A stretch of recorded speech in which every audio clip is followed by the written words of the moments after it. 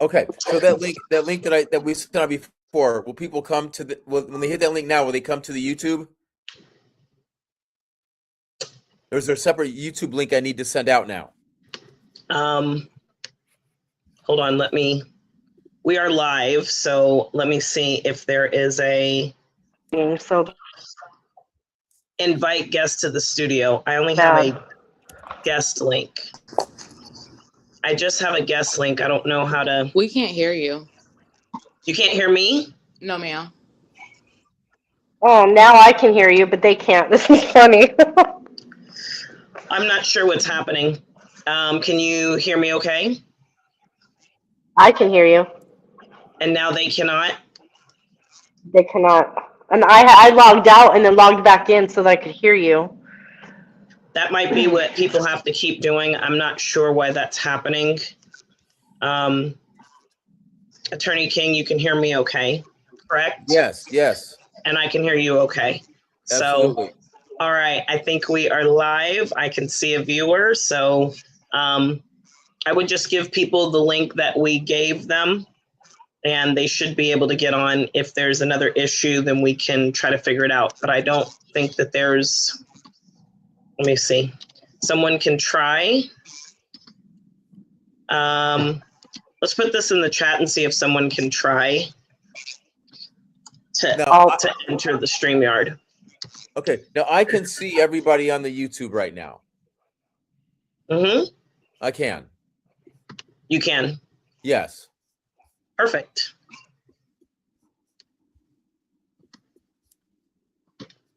So should I turn off the StreamYard or? I'm in StreamYard. Should I go on something else? YouTube looks better, But I'm gonna stay in the StreamYard actually because if I show anything, I'm gonna need to share screen, and then I can do that in the studio, but not on YouTube. So. Okay. And I do need All to right. show. So I'll stay in the stream. I'll stay in the yard. Okay. Well, all right. We are finally here. It only took us half an hour, but we are here and we're rolling. At least three of us who are here, and it's gonna be one for the ages, folks. Then we got another one coming back in. We're ready to go. I'm your co-host, Christopher King, otherwise known as King Cast, a 30-year attorney, 35-year journalist, and I discuss very troubling topics. Yeah, let's just put it that way. We talk about things that a lot of people are not comfortable with talking about. And that's why we have a First Amendment. So that's why we have a Fourth Estate.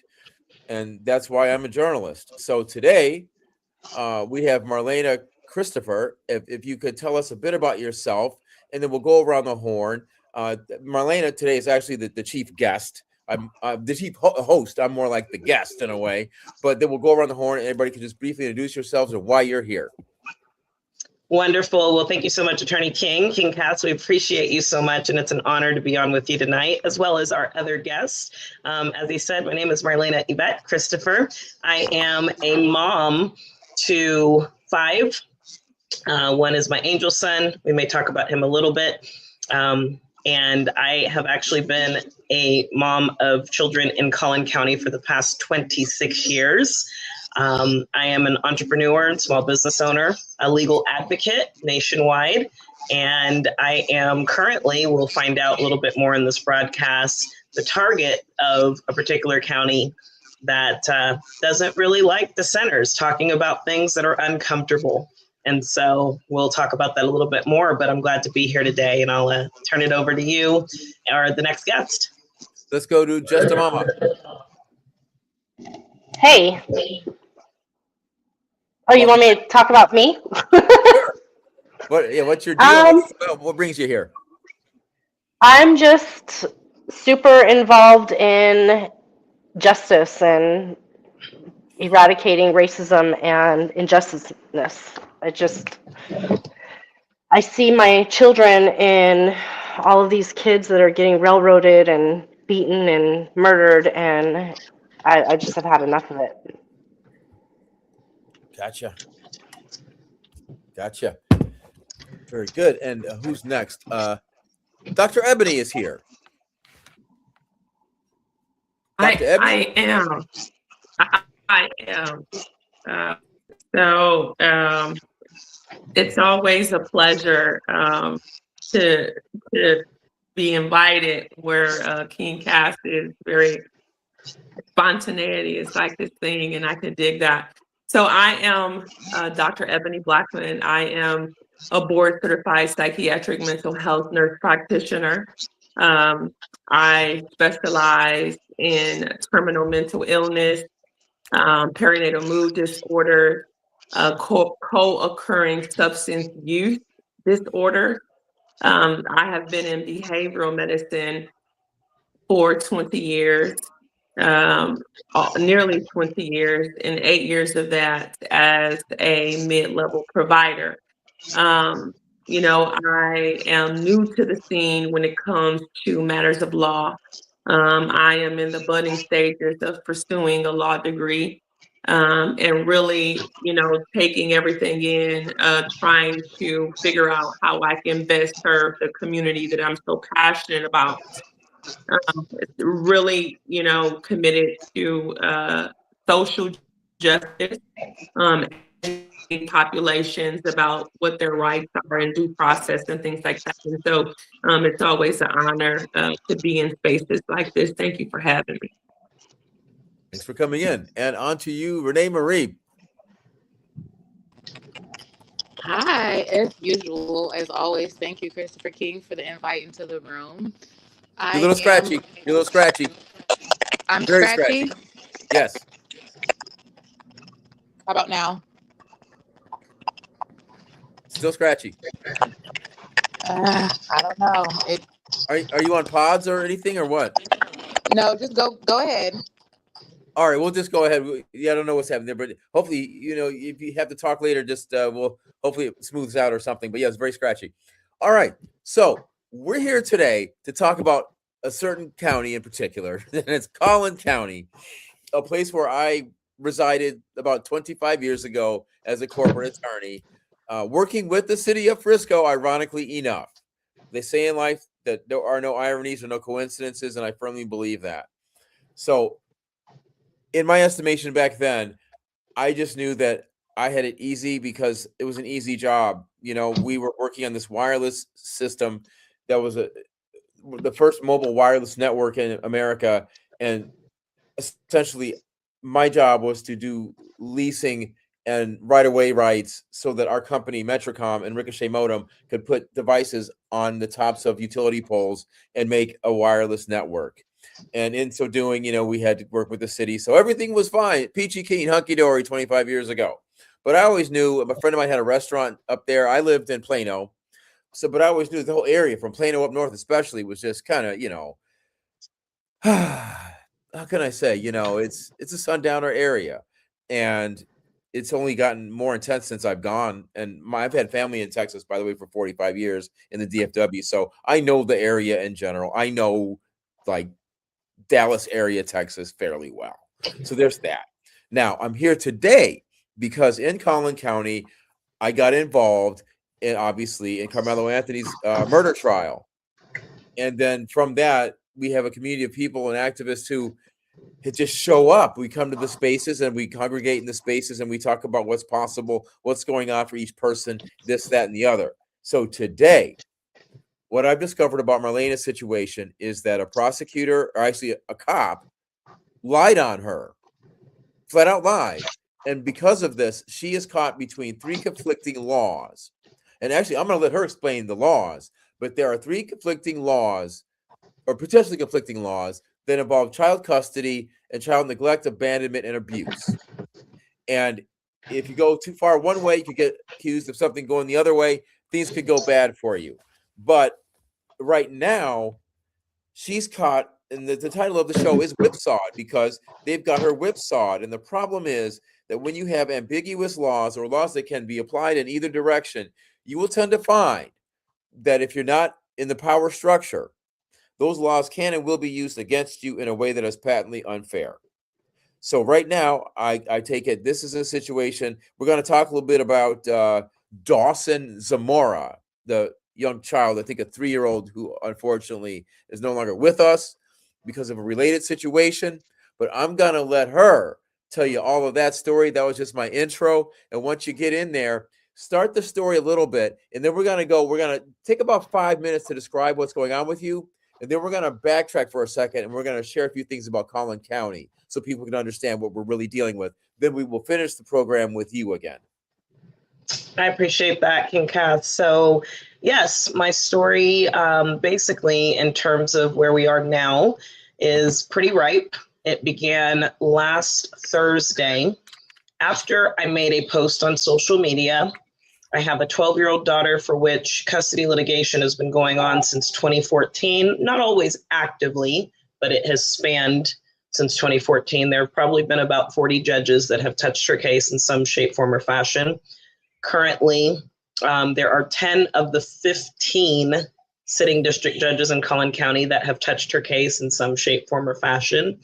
And the case is now under appeal. I filed an appeal in the 5th Court of Appeals, Dallas. It's moving forward. I started post-trial motions October 2025, got into perfecting the appeal, I would say in January, and it absolutely signaling that this thing is moving full speed ahead in March. I mentioned March of 2026 because it looks like there's been conflicting reports. That may be when allegedly a grand jury was convened and allegedly I was indicted in March. That's going to be important to the story later.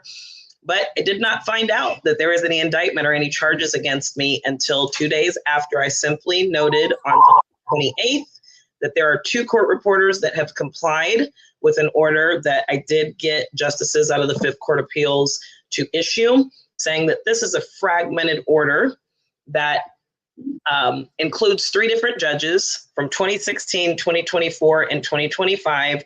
And yes, as Mom has filed and pled, we do need to see the entire record. And so there are 2 court reporters that did comply and they produced their court records, their court reporter records. There are 2 that are holding off. And when I made the post saying that there are 2 in contempt of a justice's order, we all have choices, we all have consequences. 2 days later, I got an email. I've been in the Collin County court system. I have no criminal record. I have raised 7 children, both my own. Again, like I said, I have 5 that I've given birth to by natural birth and 2 that I raised by additional blessing from a former marriage. And so I've raised 7 children. I'm 46 years old. I have no criminal record, no drug, no alcohol, abuse, neglect, all of the stuff, fit parent. And, in this situation, I've been in the court system, again, since 2013 by way of family court. Never seen this email before, and all of a sudden I get an email that says Marlana Yvette, former name that I had, my first and middle name that became my full name after one of my divorces. You've been indicted, and you need to appear in the 219th District Court tomorrow, which would have been 7/31 last Friday. It says you will appear between 1:30 to 2:30, and failing to appear may result in the issuance of an arrest warrant. So, oh no, you're gonna get arrested. You don't show up. It's not about a may, it's a shall. Anyway, please continue. Well, you know what? I took it literally. I took the email literally. I will be honest, because again, I've been in Collin County for 26 years. You're right, King Cass. It's not like it was a big surprise or shocker. We had actually talked to a bond company before then in case they don't actually do what they said. So we're aware of the local politics. And either way, I'm not running. Right? I will answer to anything because I stand firm in my decisions as a parent.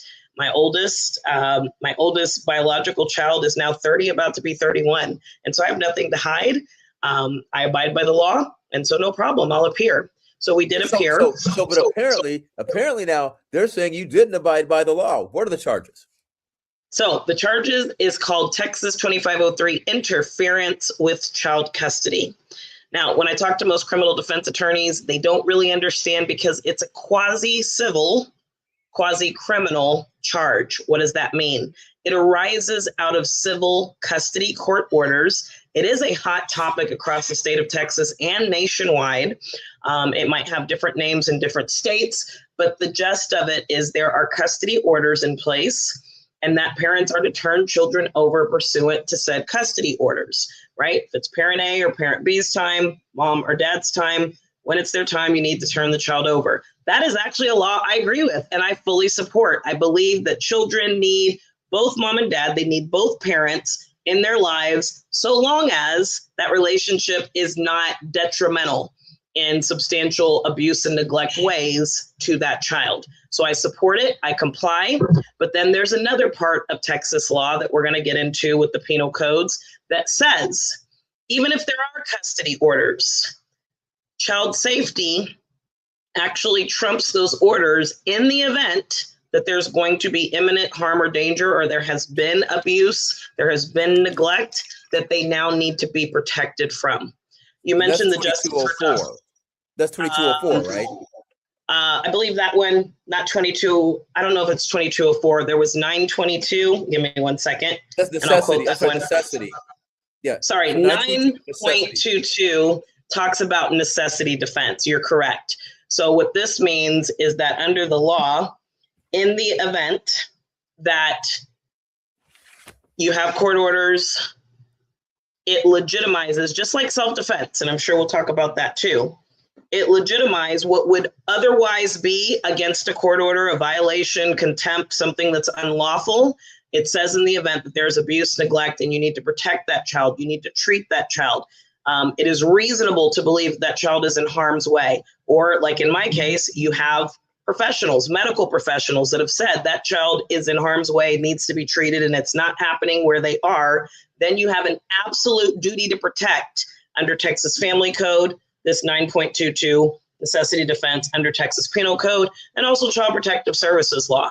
Many people have heard the term failure to protect or neglectful supervision. That's what they're called when it comes from CPS. This is where your children can be removed by the state because another parent is abusing or neglecting your child. You're aware of it. You don't remove them. It says you fail to remove or you place them in that environment and that child gets harmed. You now take the rap of the person that actually harmed the child, which is, again, the Justice for Dawson case. I'll take just a moment to say how extreme of a felony this can be. Right now, there is currently being prosecuted out of CollinCounty a mother by the name of Chelsea Berg, and she is actually being currently under prosecution by CollinCounty for capital murder, not because she unalived her son, but because her boyfriend, whom she left to babysit her child, was abusing her child. She knew about it. Apparently, they have text messages that prove, hey, you keep injuring him. He keeps getting marks. What's going on? And instead of removing the child from his care, she continued to leave him with the child. And then, unfortunately, the child got brain injury, wound up in ICU from the end of October. And then in the beginning of December, unfortunately, that child passed. When that child passed, the charges against the boyfriend obviously escalated to capital murder. The charges against the mother escalated to capital murder. She's not the one that abused the child, but she is the one under Texas law, and that's the penal code I need to look up. It says injury to a child by omission. Oh, that's the 2204. That's 2204. Is it 2204? I felt like it was. I felt like it was something else, but you may be correct on that, and I'll get the confirmation. But this means that at the end of the day, you failed to protect that child when you knew that you had reason to. So what I would say is I'm facing the state jail felony, which is up to 2 years and up to a $10,000 fine and penalties for allegedly interfering with child custody, even though that 9.22 necessity defense applies. It has to deal with, was there reasonable belief the child needed protection? Again, medical records. It also has to deal with things like, were you treating the child during that time? Which I was. Were you in contact with police and CPS? Which I was. And thankfully, I have emails to prove that. Were you trying to flee? No, I was not. I was at home. At the time, I lived in Oklahoma, and I was fully cooperative. And actually, 6 days before I got arrested, I actually called. This is arising out of the Colony Police Department, where my daughter lives with her father. I actually asked permission to be cleared of the injury to a child by omission and return her. They're threatening me with contempt and all kinds of consequences at a family court officer. May I be cleared of the failure to protect and go ahead and return her if something worse happens. The Colony Police Department. So basically, you were getting at them to make sure that they had done their due diligence to determine that things were safe enough for you to return the child. Correct. And really, things were not safe. I'll go ahead and say what was happening. She had been being medically neglected from the end of August, which was a time that she had previously been with me exclusively under emergency orders. As soon as she went back, within a week, she got an infection in her throat, in her chest. The father was not giving her meds as prescribed. This is by her pediatrician. It happened twice. So the antibiotic that was supposed to be curing her was not working, because instead of using the 5-day cycle, he was cramming into her system for 3 days. So she had been sick for 2 months. That would be medical neglect. If you're not following medical advice, it's not curing the child. That would be medical neglect. And but you reported this issue. Absolutely. Okay. And unfortunately, the part where I had to make the decision not to take her was my weekend started that Friday afternoon on October 18th. I would have normally returned her to school, which I was abiding by, driving all the way from Oklahoma 2 hours. I would return her to school on Monday. The 21st, I took her to urgent care in Sherman. It was in between me and where the father lives in Texas. I was in Oklahoma. So that's Grayson County. I took her to urgent care. They did an x-ray on her. They determined that she had substantial infection in her lungs, which we could hear. She had this grouping, horrible, violent cough that would not clear. And they said she actually needs massive treatment for 10 days. She needs antibiotics, steroids, and breathing treatments around the clock for 10 days. Now, unfortunately, if he wasn't going to comply with the simple 2 times a day for 5 days, he certainly wasn't going to do breathing treatments 3 times a day and steroids and antibiotics as directed. And then, unfortunately, when we pick her up, she says to one of my friends that she was strangled, that he grabbed her by her shirt, lifted it up at the back of her neck, and lifted her off the ground at her throat, which would be strangulation. I took her to the doctor. They gave me the treatment plan. They gave me a 10-day notice. Doctors note that she's going to be out of school for 10 days. The court order we have at the time, that's part of the fragmented order, says, I'm parent B, he's parent A. If at the end of the time of parent B's possession, the child is not going to be returned for any reason, the requirement is notice to parent A and notice to the school, which I did. I gave email notice to the school, to the father, saying, took her to the doctor today. She needs a round-the-clock treatment, 3 different things, breathing treatments. It's extensive. I'm going to make sure she's treated so she can get well. I made sure that I actually BCC'd the Colony Police Department because there's history there. At some point, I probably included members of the district attorney's office out there, and there were a lot of people that I wanted to make sure knew I'm not fleeing with the child. The child is not missing. So when he goes and claims all of these different things, she's actually with me. She's being treated finally. She's not being neglected, and I am complying with Texas and Oklahoma law, as in most states. Everybody knew what was going on. I was in cooperation at that time. A lot of times if a child is out of state, whoever the closest CPS is, they will sometimes have the child presented there for forensic interview. So I was in full communication with Denton County CPS, at the time Atoka and Pittsburgh County CPS, the Colony Police Department. Everybody knew she wasn't missing. I was in communication with her school. We're all in the email chain. Right. And I am also asserting what I think you're my rights. What I think you're getting at is now you're laying into this interplay. You're coming to this bridge now where you are making sure that you do not commit an injury by omission, which is the 2204, and you are bound by the law and precepts of necessity under 922 to err on the side of caution, because we all know in family law and in child law, it's always whatever is in the best interest of the child. Right. Or else you'll be in contempt. Yeah, presumably keeping that child alive is usually in its best interest, from what I understand. So correct. All right. So let's assume arguendo. That's where we're at. One would think. Actually, one would think, but apparently not. So all right. So you're doing this. You're walking down this path. Everything is good. Then what happens? So one of the things that was being organized at the time was that she was being set up for forensic interview at an Oklahoma Child Advocacy Center. I need to state also that I did her medication as directed by medical advice for 10 days.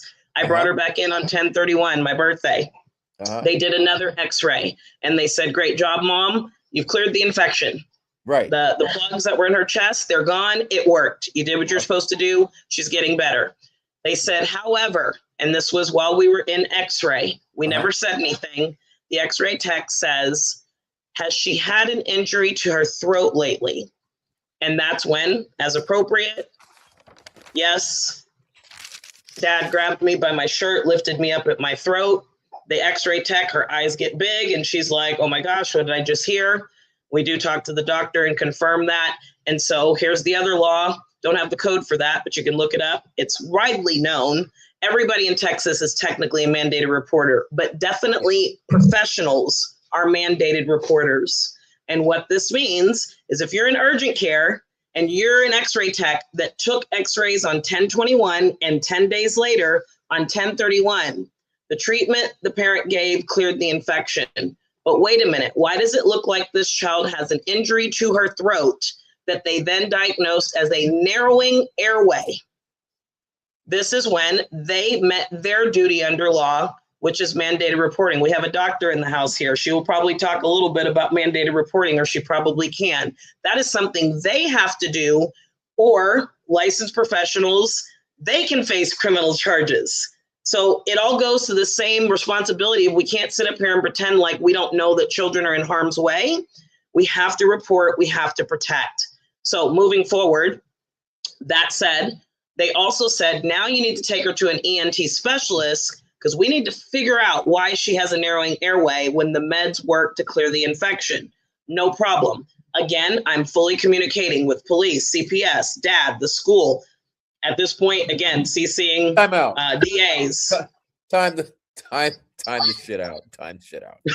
All right. So they hear from the child that it was kind of choked and that the injury to the neck area was like not an accident. Why are they not calling in the dad to investigate? That's an interesting question, and I'm glad that you raise it. There's an audio that I released after I was arrested because I was already arrested for this, and Denton County declined to prosecute. We'll get into that. There is an audio that I actually already released after I got out of jail in November 2024, and it's with the two honest police officers of the Colony Police Department that when I called on 10/31 and I asked for permission to return her and be cleared of the injury by omission if it gets worse and something happens, he actually said that there was a pending criminal investigation against the father. They gave me a case number, and there were actually two officers of the same department that said, we can see that there's a criminal investigation. Oh, hey. Now, right. And he said, no, we cannot give you permission to do that. You need to file a protective order, get an attorney. And again, we'll talk about this. I love attorneys. I actually do my day-to-day work connecting people to a nationwide network of attorneys across the U.S., Canada, and now Puerto Rico. Wow. But just because people... Can you send some business my way? I think we can try to see if we can get you in the network. We'll see what we can do, right? Attorneys, right? I'm a fan of it.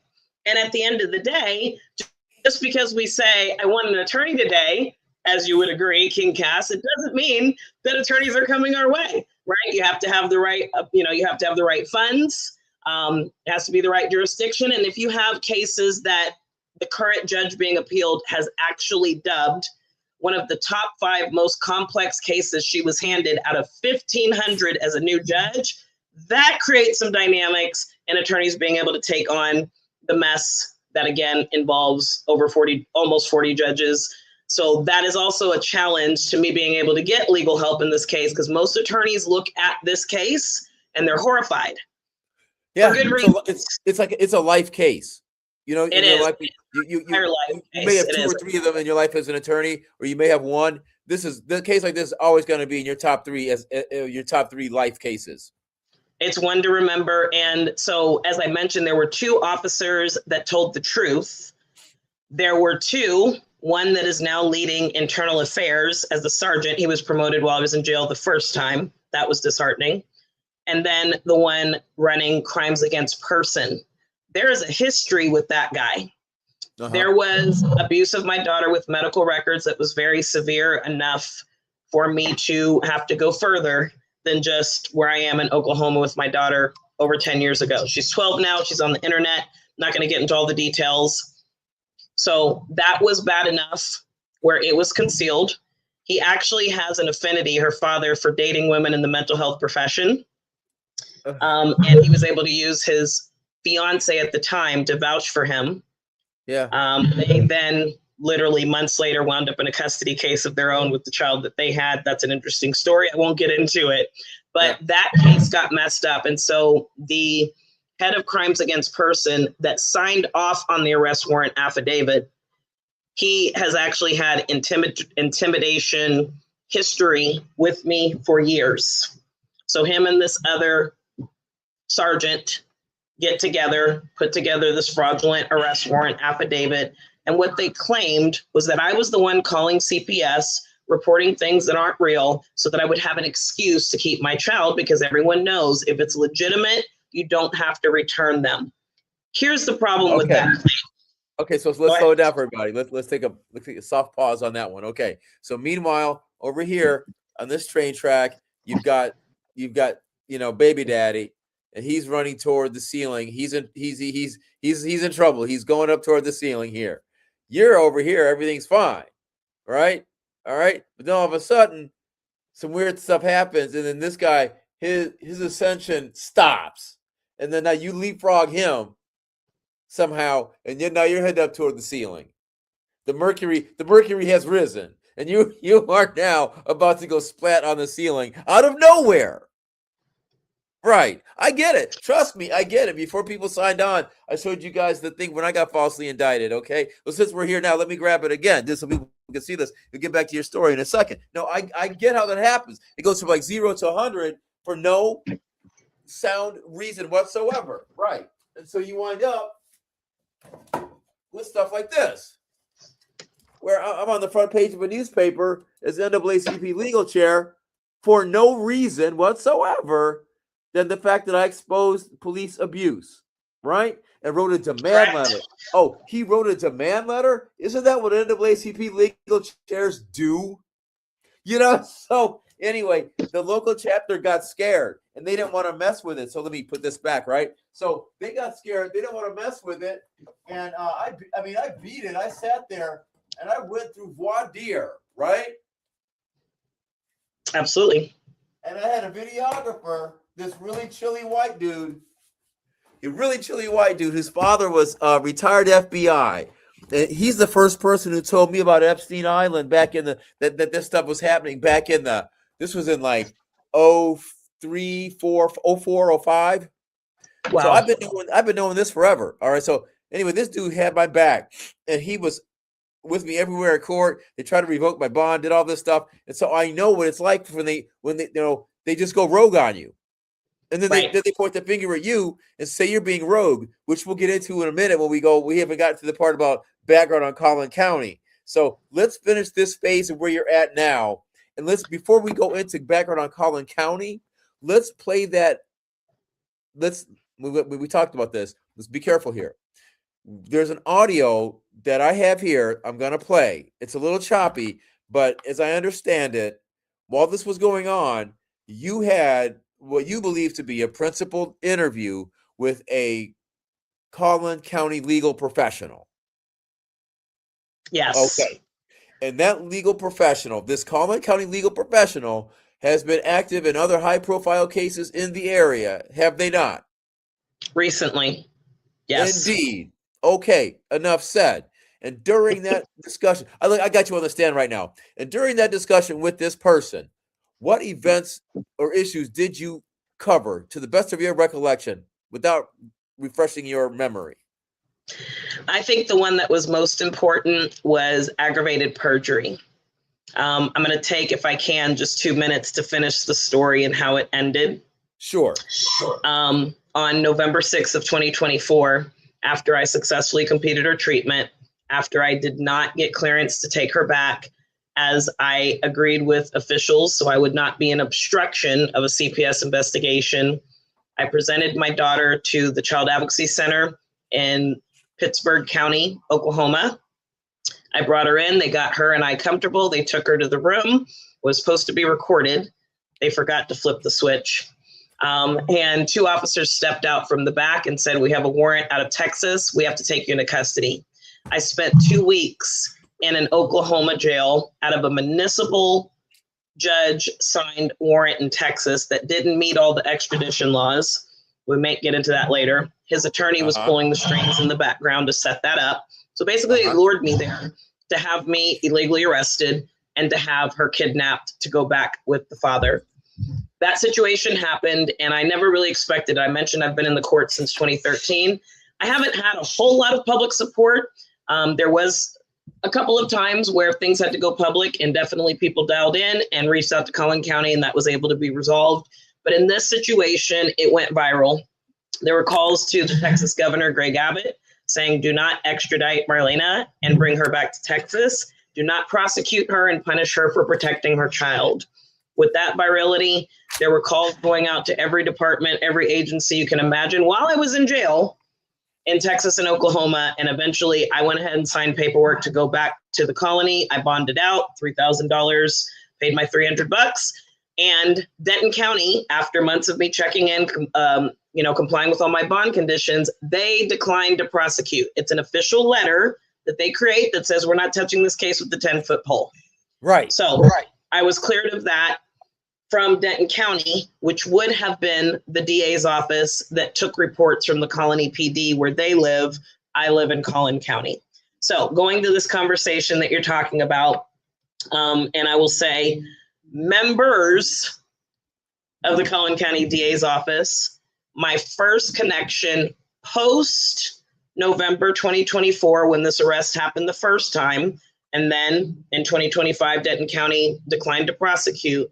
My first connection with Collin County DA's office since this arrest was October 2025. You mentioned Justice for Dawson. When I saw that report, unfortunately, it was also right after I had supervised visits with my daughter because they were weaponizing the November stuff to now make me have supervised. And when I saw her in the first 60 seconds, her head and her eyes were jerking to the side. Previously, I had her for 4 months exclusively under protective orders, and I asked her, why is your head jerking, baby? And she says, oh, it's a tick. She then told me that she was dragged across the ground. I could feel the bandages completely carpet burning her back, which meant her head was bounced off the floor.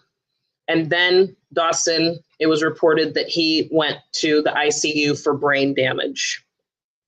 I walked into the Collin County DA's office, October 24th, 2025, and said, look, this situation with my daughter has been ongoing. She has been in abuse her whole life. And now it appears she has brain injury. I do not want to wind up. Ignoring you is siding with the father on these issues. They never really investigated the father. They document these things, but nothing ever happened. Nothing ever happens. And so I'm begging, what can we do to protect my daughter? I don't want her to wind up like Dawson. And I was told actually at that time, we really can't talk to you because we see that a case has been presented from the colony to us. And I said, do I have a case? Do I have a warrant? They said, no, you do not. But they talked and they listened a little bit more. They gave me a protective order packet and said, you can file this yourself in family law. But if you can get another voice, anybody but you, that would probably benefit you. So that was the first time I talked with the Collin County DA. Again, I do think that she was someone that was trying to help.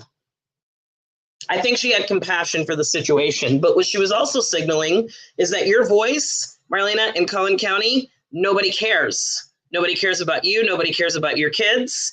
You don't qualify for us to pay attention, is what she was signaling. So fast forward to what you were just mentioning. The second time I have a good hour-long interview, if we want to call it, with another member of said Collin County governmental agency now going after me. I was told that I should do a health and safety welfare check because after her strangulation and medical neglect in October 2024, her head being bounced off the ground and brain injury in October 2025, these annual major injuries creating visible impairment. That's important for those that might look at the laws pertaining to abuse and neglect. It talks about visible impairment, serious enough to cause that. Then we had, unfortunately, April and May of 2026. Again, she's 12. I'm in active litigation, so I'm going to be careful here. But I'll just say her lifelong abuses in this dynamic and in this household and under this custody, care, and control finally hit a wall in a way that counselors were calling police concerned for her in April and May. This same police department, when I requested records, because I haven't lost my parental rights, fought tooth and nail, made it go up to the Attorney General of Texas, Ken Paxton, for a determination. They did not want to produce body cam, dash cam. They did not want to produce anything to me about what is actually happening with my daughter just months ago in April and May.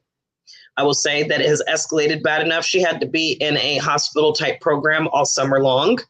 And so there is evidence beyond evidence beyond evidence. There is no less than 15 mandated reporters that have called when I've been both in the picture and without my involvement in the picture, independent of me. Yeah, right. And so what we discussed was aggravated perjury, because in the original arrest warrant affidavit, the one who's now leading internal affairs said, Mom is calling CPS. What's his name? His name is Sergeant James Barfield. Thank you. Go ahead. He was a detective at the time. And again, he was promoted while I was in jail. He's now sergeant running internal affairs there in the Colony PD. We have another interesting audio that I've actually already publicly released that we might get into if there's a sequel, where he even says, I do believe that you were doing what you needed to do or what you believed was best for your daughter. That's a legal element for my defense that comes into the equation. But I have that audio. It's the sine qua non. It's the sine qua non of the whole issue. The child's best interest. You reasonably believed that you were doing what was proper. And not only did I reasonably believe a woman like myself that they don't want to give any credibility to and they don't want to hear because I'm not valuable enough to be heard in Collin County. Let's believe the professionals that did her x-ray 10 days apart and says she has a narrowing airway, that said she needed around-the-clock treatment to clear it, and congratulations, Mom, you did it. Let's believe the counselor that is employed by the state of Oklahoma and Missouri that also called for another matter on her behalf. Let's believe the teachers, the counselors, the numerous administrators, the continued individuals that have called all school year long for her 6th grade year. Let's believe the never-ending stream of mandated reporters that are saying, help, help, help, help this child. And because there's family law involved, let's keep blaming it on the mother and acting like she's making it up. Yet there are records galore that family courts, Collin County District Court judges are ignoring. So aggravated perjury. What was the aggravated perjury? Go ahead. I guess my question for you is then, do you have anybody for your child to advocate for themselves? I do not, and I requested in 2024 that she get a guardian ad litem, or sometimes they call them attorney ad litem. Definitely help. And that's one where they're not for the mother, they're not for the father, they're for the child. They're for the child. I have requested help for her, and it has been ignored and denied by multiple judges. I also requested a motion to confer with the child. And again, when I requested that motion in 2024, instead, Collin County decided to transfer it to the new judge, Catherine Pruitt, so that this case has also had, like I said, no less than 10 of the 15 sitting district court judges on it, so they can keep convoluting the issues. This one heard it in this season. Now this one's picking up in this season. And technically, based on local rules, they're not supposed to be forum shopping. They're not supposed to be continuing to move cases like this around, because it creates this quote unquote complex situation. It's not complex at all. In any of those seasons, judges should have done the right thing and abided by the law. However, they have failed to.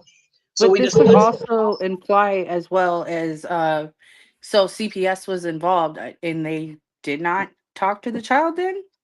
CPS has continued to also be a part of the cover-up, and this would be Denton County CPS, unfortunately. And so they were the ones that, sorry, go ahead, King Cast, you're trying to get a word in edgewise. Go right ahead. I'm so sorry. Oh, no, you're fine. Sinead, no, those are great questions. No, I'm not. They are great questions. I just want to try to get right now. I think we're at the point now where we want to talk about what happened in that room that I'm about to play on this audio tape. Yep.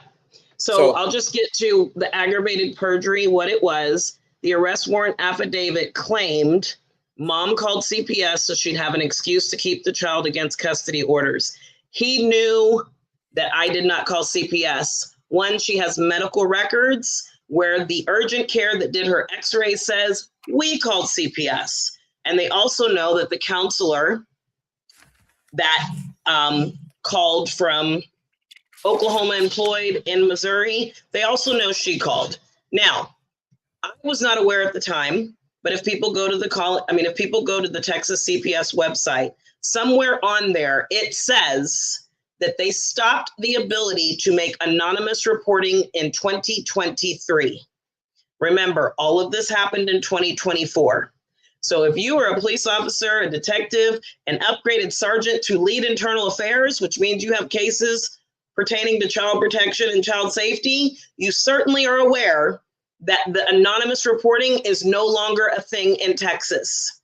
So what winds up happening, he puts that in arrest warrant affidavit to make it look like I'm this malicious mom making stuff up because she doesn't want to return her kid, interference with child custody, she's a felon, go after her.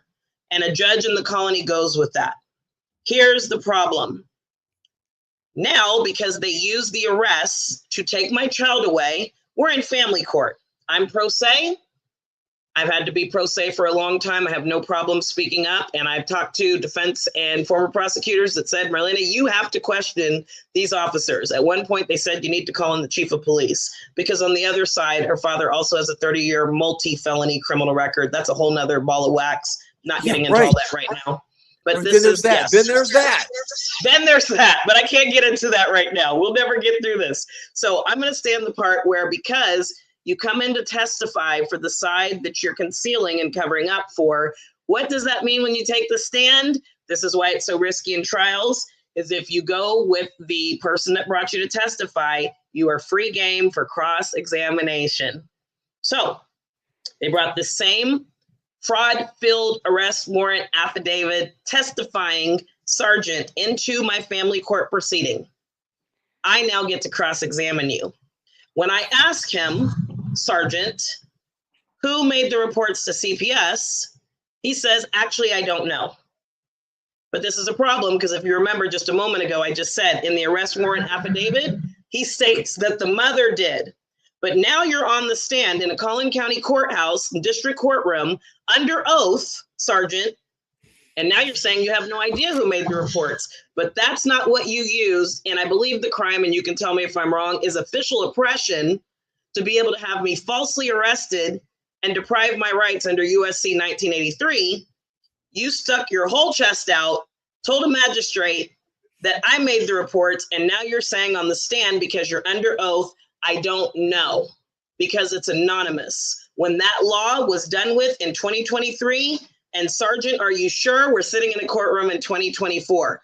That was an aggravated perjury moment, but it was also the moment that now my certified transcripts mixed with the arrest warrant affidavit prove that he said whatever he needed to say to secure my arrest, that when all of a sudden you get into family court, you say it's anonymous, which is a full-blown not possible under Texas CPS law anymore. That is Aggravated perjury crazy. crime. It is crazy, and I now have the proof. Yeah, because here in my state, if it's anonymous and you go to court, it has to come out. They have to name them. Yeah. So now let's go back to so you wind up in a room with a certain mid to high ranking legal officer in this county, and you have this discussion. I've got it queued up here. I want people to listen to this. Okay. Because it's kind of hard to hear, but let me know. I'll just do I work with the sound a little bit, but let's see if we can hear it. Here we go. 3, 2, 1. Oh, I went back too far. Hold on. Right about here. Thing that she made it up, but it wasn't true because there's always evidence. I know. If you don't have evidence and proof, you don't make the allegation. So like, if you're telling me I literally the only way I can protect her so she doesn't die is I have to go into family court. I'm like,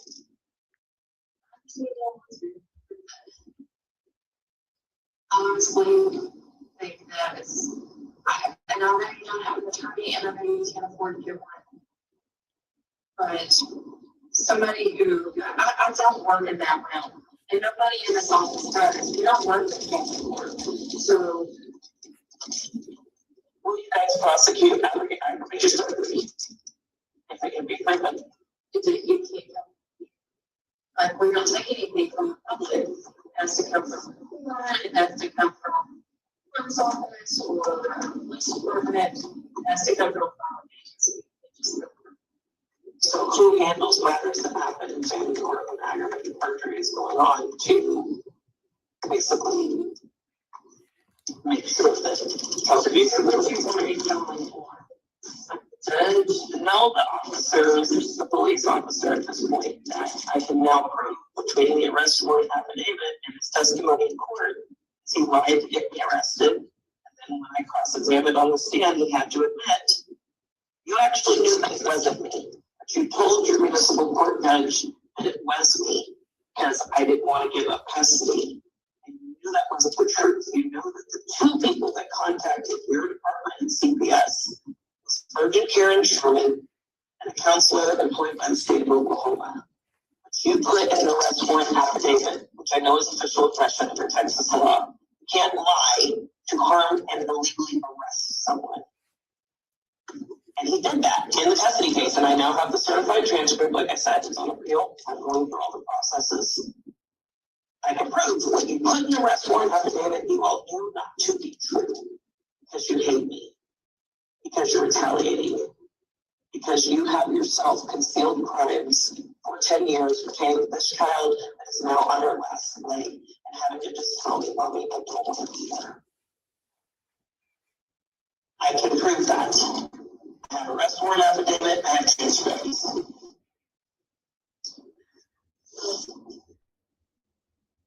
Yeah. Is that the Texas Rangers? Do they take it?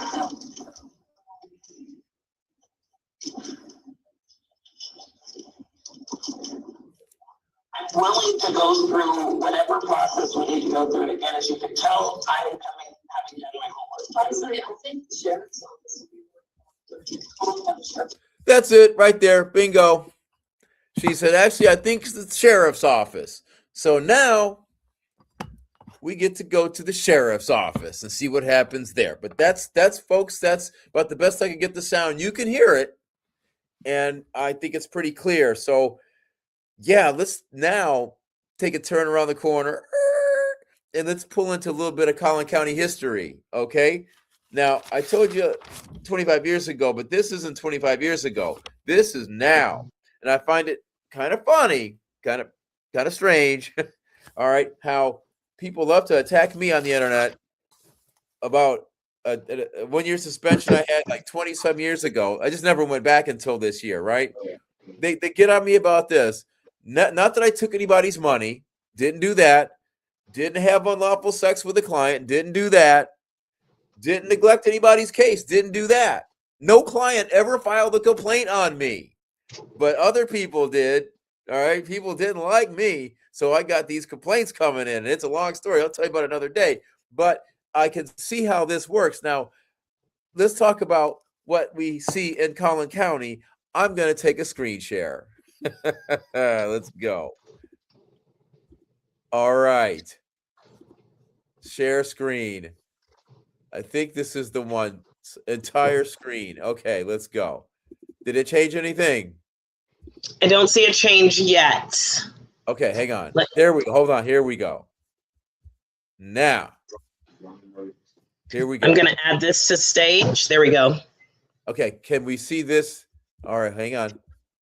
We can see trees, and then it looks like a white screen, and then another screen, and then a third screen. Okay, here's what I want to find.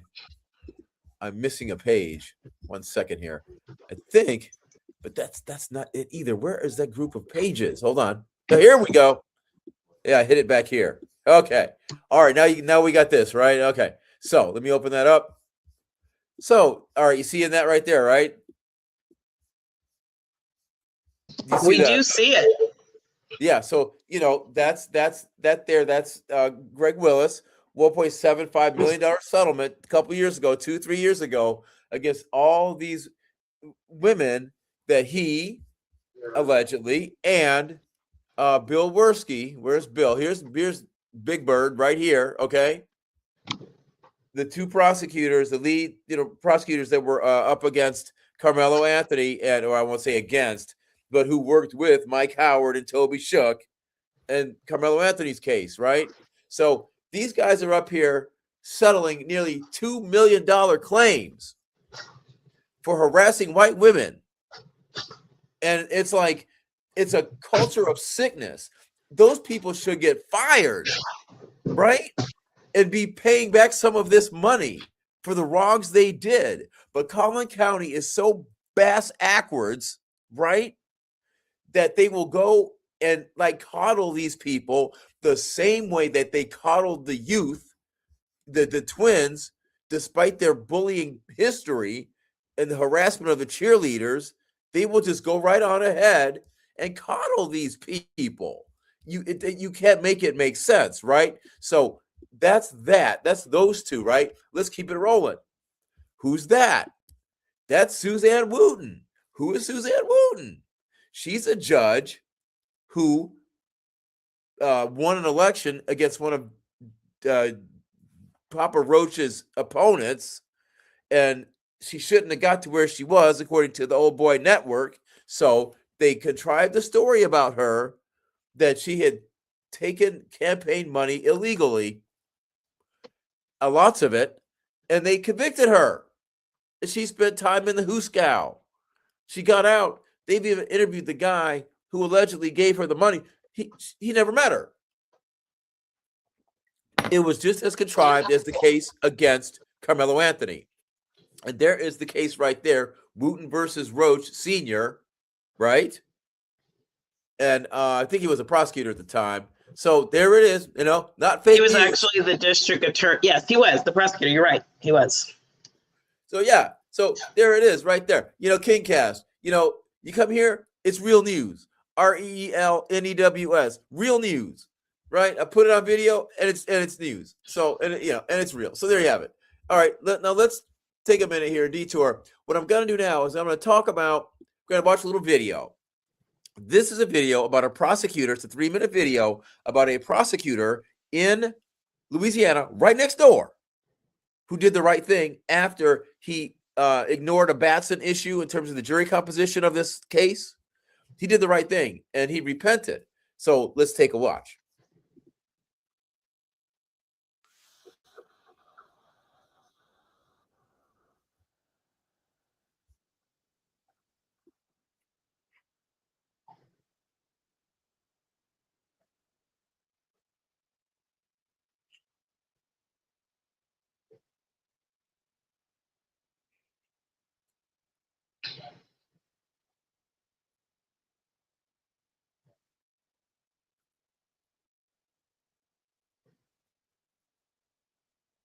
We can't hear sound. KingCast. Oh, wait a minute. That's Thought you were odd. still queuing it up. Is hold there a on. button that says use audio when you share your screen? Hang on. A lot You of can hear times me there's a talk- radio button. No, this is weird. Now you can hear me talking though, right? We can hear you talking, but if you're sharing screen, there might be an audio button when you go to share your screen that also says use computer audio or something. Do you see something like that as an option when you hit share screen? Okay, wait. I shifted the microphone back to this one. Let's see if it works again. Hold on. You hear that? Nothing yet. But you can hear me. We can hear you. That's so strange. So all you see then is this screen, and you can't hear anything. Wow. Yeah, let me. That's strange. We'll have to figure that out, but I'll just describe to you what happens, and I'll show you. So I'll just take the volume down. I'll walk you through it. So anyway, I talk about Mephistopheles, the insider, striking deals with unsuspecting humans. That's what happened with Carmelo Anthony. They had this backdoor deal, right? And I won't get too deep in that. That's for another day. But it was a so-called gentleman's agreement where they couldn't go into like anything that allegedly might bring up character, things of that nature. It was all bunk. All right. It was done to protect other kids, in my opinion. All right, which is going to include Pat Fallon's sons, who we know were at that track meet that day. Who is Pat Fallon? U.S. congressman, who's linked up with a lot of people involved in this whole deal. Right. So that's that piece. And so you get to that, and then here's the prosecutor who comes in. He explains on 60 Minutes that he was arrogant and he did it because he was, narcissistic and he had to get a win. He was a young prosecutor at the time. And he said, I'm going to get my win. He ignored the fact that, the Batson issues and the all-white jury. And he's like, I've got this one. This is a hook, line, sinker. And there he is as a young attorney, right? And he says, I'm going to get my win at all costs. Yeah. So that's him. And this is the guy that was killed. He's a jeweler, I think. Okay, can you share your screen again? Because we're not seeing what you're putting up. I gotta share it again. Oh my gosh, it's so complicated. I'm sorry. Tell me. Okay. Okay. All right, share screen again. All right. Entire screen. Okay. And share. All right, let's back to it. All right, so this. Okay, so here again. All right, here is the guy. That's the person who was killed. This is the young prosecutor at the time. He's old now, and he apologizes and he says, "Hey, he's on 60 Minutes," and he says, "I was just, arrogant and I did everything wrong." And the guy, he's even asked the bar to discipline him for what he did back then. And there's another guy comes up later, and the discipline itself is primarily, I think, because on Batson, because I think the Batson challenge existed at that time. And he just knew that all-white jury was going to convict him. And so he made sure that they kept an all-white jury. That's the actual only technical violation I could see that he did that he should apologize for. Otherwise, I know what else he didn't do. That's just huge. There was another lead. There was other people that he didn't investigate. His office didn't investigate others. That's right. That's the other sin. So between those two sins, they screwed this guy. And the guy, he goes through, that's him as a young man. He goes through the time, and he's in there for quite a while. Comes out, finds out he's got cancer, and he dies before he can even get officially exonerated. Right, like around the same day, it was like the same week or so. He just ends up being, he's dead. Yeah. So that's that piece. And then I'm going to dip into two other quick things here. This one here, this is Pat Fallon's wife had the nerve to write me. Okay, this is how they get. This is how the retaliatory and evil they get. Right? She writes me. And what I had done was that I had gone online and I had, there was a rumor that Megan Metcalf, the twins' mother, who is, by the way, a mandated reporter, we'll get into that another day, but there was a rumor that she was parking horizontally with Mike Howard, the so-called lawyer for Carmelo Anthony. Well, I have my information sources, and I found out that her boyfriend at the time does resemble Mike Howard, but it ain't him. So even though I never started this rumor, I don't like false rumors. So I almost started blasphemous rumors. Let's take one from Depeche Mode. So I go in and I put up a post that says, "No, guys, stop. This is not what's happening. This is not the deal. His name is so and so. I don't put his name his picture up because he's never involved himself in the case. So I have no reason to say this is his name. And it says, don't bother him. I know what he looks like. I've seen the pictures, but it's not him. Leave it alone." Okay? And so that's like doing her a solid. What does Susan Fallon do? Right? She writes me and has the nerve to say, "Give it a rest. Allow a mother to grieve. Put your dark heart to better use." Woman, take your ass off of my page with that bullshit. Okay? That is just so unprincipled and unhinged for her to tell me that when I had just done Megan a favor. So I let her have it, and she's on me because I'm on Pat. This actually came before I really got on to Pat, her husband, right? And I just said, "This is just devil's work you're doing here. You're gaslighting me." And I said, "Y'all have the darkest hearts anyone could imagine. All right? Stop." So that's Susan. But now, let's get to the boys, Pat and the boys. All right. Pat took exception to the fact that Judge, can't remember her name right now, Angela Tucker, black jurist, gave Carmelo Anthony a $250,000 bond.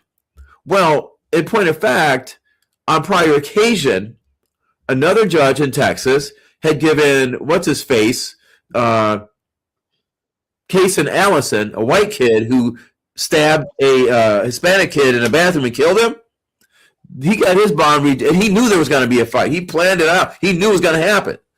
He got his bond reduced to $175,000. But Fallon doesn't go off on anything to do about that. He's fine with that, right? But what he does is he goes all in on Tucker and says, I'm going to get her off the bench.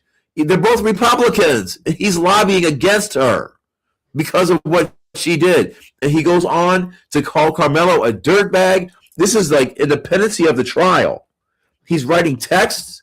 He goes and he gets legislation passed in favor of Austin Metcalf. He flies a flag in honor of Austin Metcalf with our tax dollars. Yeah. He ignores the fact that Carmelo saved a kid's life. You can see the story right there. And I wrote him and I said, sir, enough of this. Where were your boys during all of this? Okay? And speaking of your boys, look at this one right here.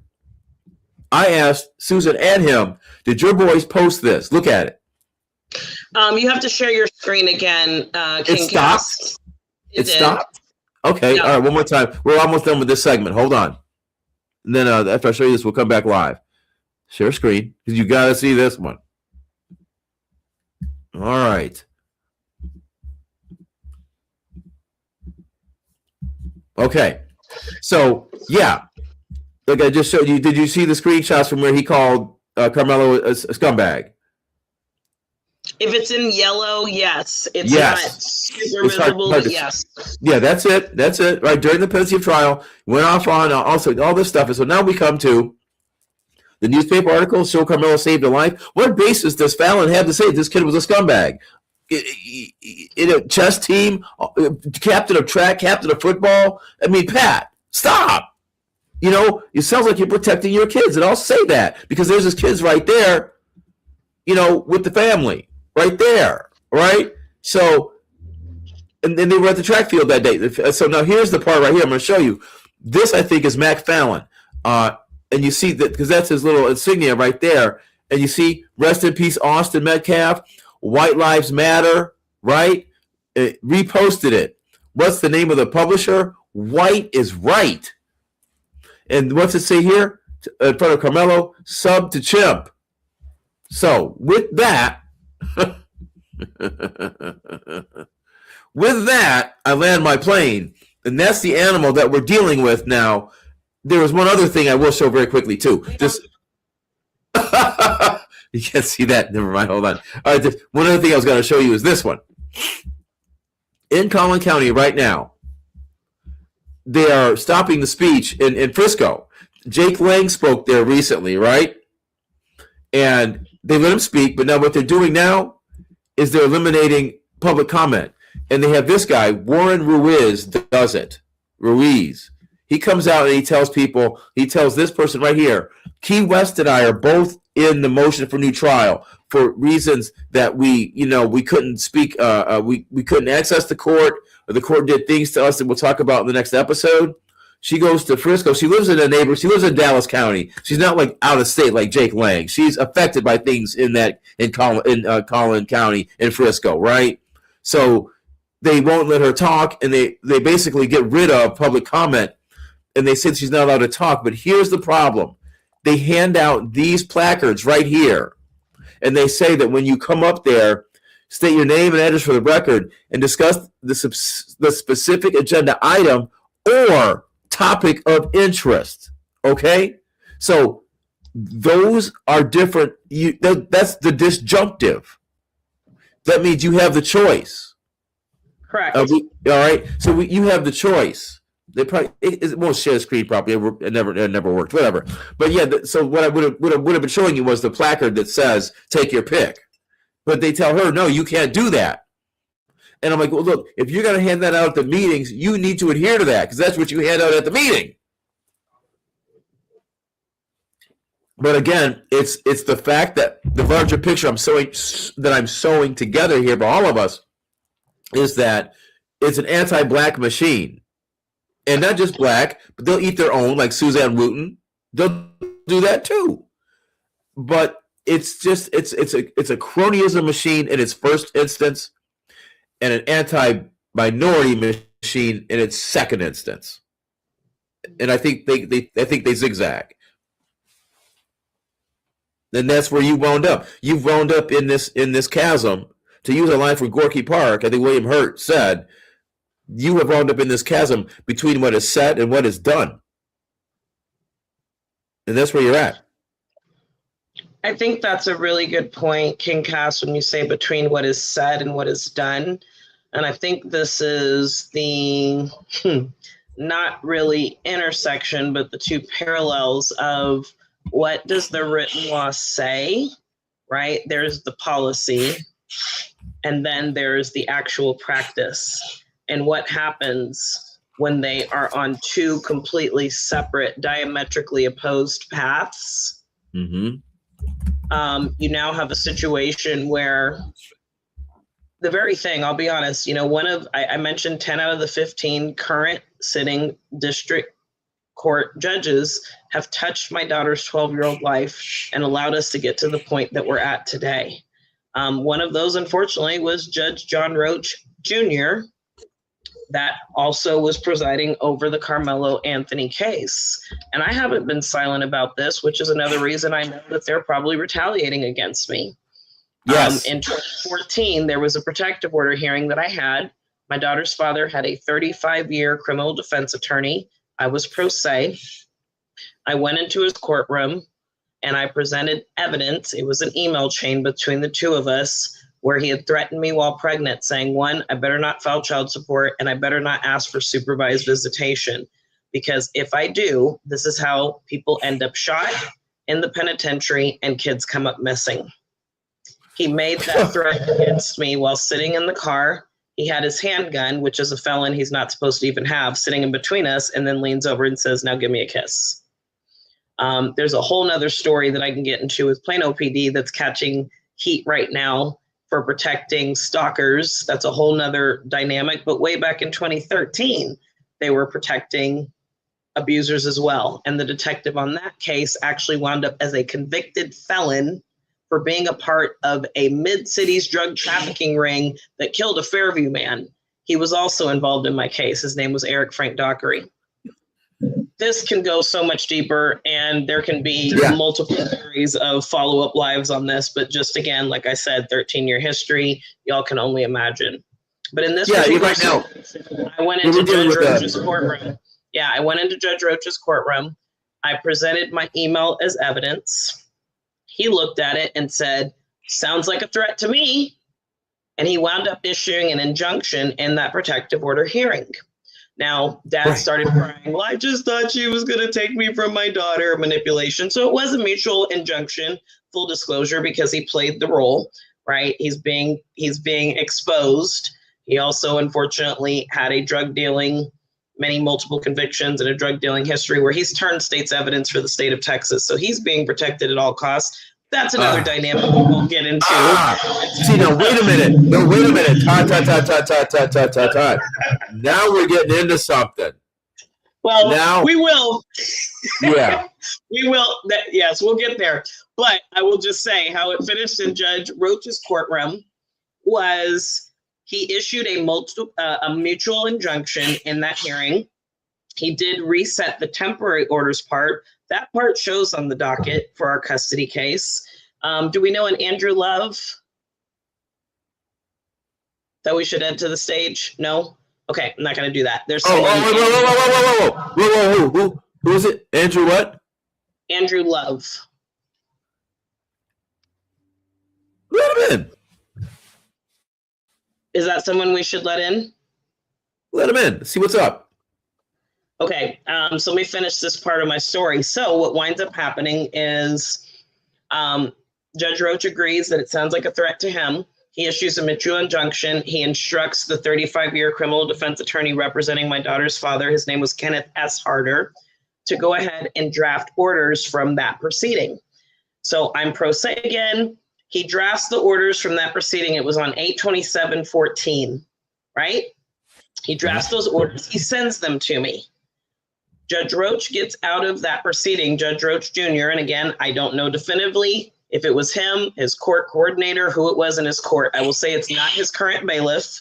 I actually know his current bailiff that was presiding over the Carmelo Anthony trial. He was not there at the time. It was a bailiff by the name of Purtle. He's retired since then. But somebody in Judge Roach Jr.'s court then marked in county records that hearing that lasted for a good 30 to 45 minutes was canceled, reset, never held, never happened, poof, vanished into thin air.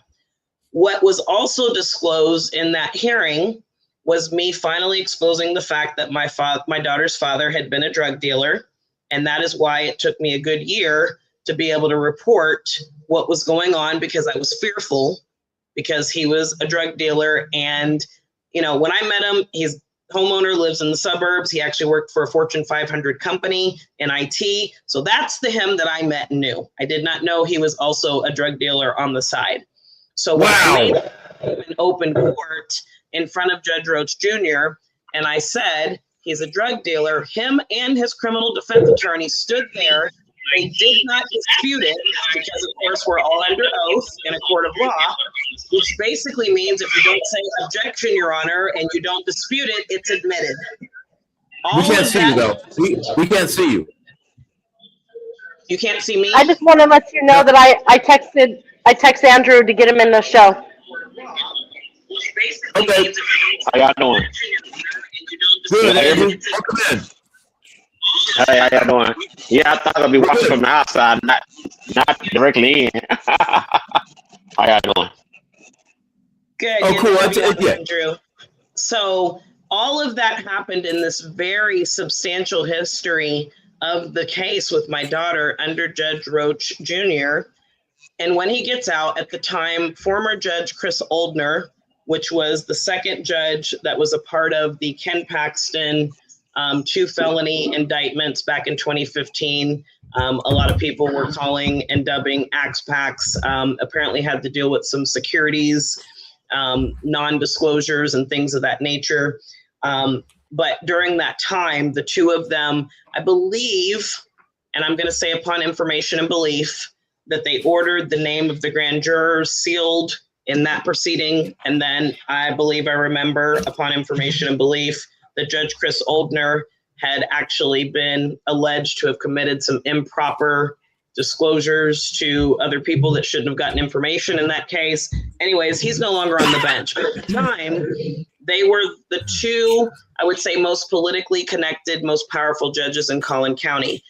Chris Oldner also was a felony district court judge, very seasoned, very close. They did something called Skip the Ship together years ago, which, of course, continuing education for attorneys, but they were very, very close. He had been handling my son's custody case that I had going on at the time, which is really when Collin County started to hate me and determined that they were going to be biased against me, was in the case for my youngest son. And so after we walked out of that hearing, the docket sheet all of a sudden canceled, reset. That hearing never existed. 30, 45 minutes of evidence presented, orders made, drafted orders sent to me from the hearing that county records now says never happened. So now when we're in my appeal, and I have gotten the appellate justices to agree, we need the whole record basically in this case, because the judge, Catherine Pruitt of the 494th, which is the location of where the Carmelo post-trial motions will be heard, but not the same judge. They're bringing in a different non-sitting judge to hear that. But her courtroom, because that October 2025 order violates collateral estoppel and res judicata and goes back and brings all the judges back into the yard, which I'm sure they're not happy about, but she did that. So if she opens the door, it's through it. Now, even having that hearing as an available transcript, when I contact the court, it doesn't exist because poof, somehow it mysteriously disappeared. Although I have the proposed draft from the hearing, the county records in my custody case says never happened. Okay, time out. We'll time out again. Okay, time out again. The minute marker is 119. This is really important because have you spoken with Carmelo's post-trial counsel? I have not. Okay. All right. They need this information because let me share this, beloved. And then I want to keep this to 90 minutes, which we're just coming up on now. We are at, what are we at now? We're at 119. We got 10 minutes. Okay. So what I want to do here is let you know that part of what happened in this whole thing, and as a matter of fact, I've got it pulled up right here. I can read it to you. Okay. All right. So Roach basically ran a closed courtroom. For lack of a better term, that's what it is. Okay. Now, what happened is, here it is. Okay, I got it right here. So they ran this closed trial. And as I mentioned earlier when I started off, Key West is in this too. Because Key West, you know, they told her she couldn't do certain things in the courtroom, and there was no overflow room, and there were no signs or posted restrictions or written policy for things they put her through, and they denied her entry, okay? So they told her she was trying to incite violence or something like that. It's just, she said something was racist, and then she wasn't inciting any violence. It was all bunk. So that's why she's in the, and this is the same woman that they're not wanting to speak over at Frisco City Hall, Key West, okay? So she's in the motion for new trial, and so am I. A couple of us put together this petition in mandamus to open up the courtroom, which again centers on the First Amendment rights of the public and press to get the information, and the Sixth Amendment right for the defendant to have an open trial, because open trials help, encourage transparency and integrity. So we have these fairness, things of that nature, right, that Collin doesn't know nothing about, right? So we're back here now. And just to sum up what was said in with regard to my declaration, what Roach did, and there's another video I'm going to send you. It's the one about the dog ate the homework. You know, Judge Roach and I both love dogs, and he's got like his dog's always in the office. And so I'm like, hey, well, brother, did the dog eat the homework? Because he's sending out portions of this transcript, and it's all cattywampus, half-ass stuff here and there, right? So this is what he told Russell Wilson, the lead attorney. Okay, so he told Russell that he could come to chambers to review the materials, but that he was not allowed to talk about them after he leaves the chambers. What does that sound like? Boy, I'm Judge Roach. You get out here, boy. I said, boy, you read this document and you leave out here, you keep your mouth shut, boy. You know, that's exactly what he's saying. So the point here, where it comes down to the mandamus, is that they never show, the appellate court's own notices of the proceeding were directed to the district attorney, not to defense counsel, all right, who received no notice of it. Because now they had no notice that the public access challenge was pending and litigated as the trial approached and proceeded, yet the state was on notice of it, while the defense was left unaware that a member of the public was contesting the very closure at issue, and that the state knew of it, while the defense did not. Both corroborates that the closure was real and confirms that the defendant had no opportunity to litigate it or object to it as it unfolded. Then he goes on to say that the court has placed, the record of that proceeding is, moreover, among the materials in the court's file that the court had placed under an oral protective order, so that the proof of who was and who was not notified is itself withheld from inspection. A further reason these facts must be developed at hearing. You can't make this up. Wow. So that's why that minute now that I'm going to mark it at 1:17, when I send this off to the attorneys, boom, this is not the first time Judge Roach has played in this rodeo. And we have a live witness right now. I do believe that, and this is, I'm going to be honest, it is scary for me, but what's also scary is that my daughter is left in an environment where, through all of these cover-ups, concealments, unlawful behavior by authorities in power, is that she's harmed worse, because it has been escalating since 2024.